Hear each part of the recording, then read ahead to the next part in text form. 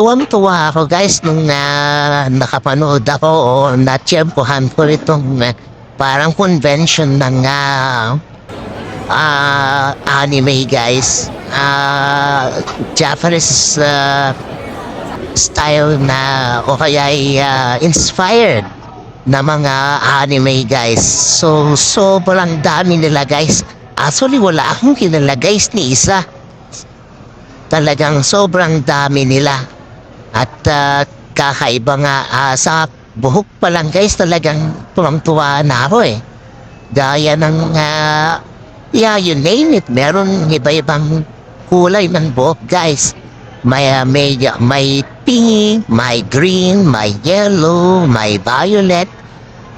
Iba-iba guys at kombinasyon ng mga iba't ibang klase ng kulay guys. Tapos meron ding mahaba, meron ding stylish, meron ding maiksi at iba pang style yung kanilang ginawa guys. Sa buhok pa lang talagang tuwang-tuwa na ako kaya panalo ka na dito guys. Ako honestly, since libre naman yung pagpasok dito, wala akong babayaran, walang entrance fee yung ganun guys. Tuwang-tuwa ako dito sa aking panunood.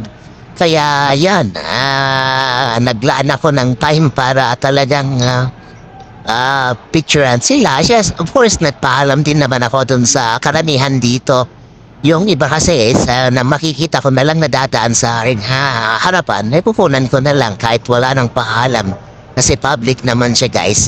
Pero karamihan dito of course ay mga nag-ask ako ng permission para kumuha ng mga pictures at sila naman ay nagpapa-unlock guys. So far wala naman akong hiniling na o kaya na disapprove or something na ayaw nila guys.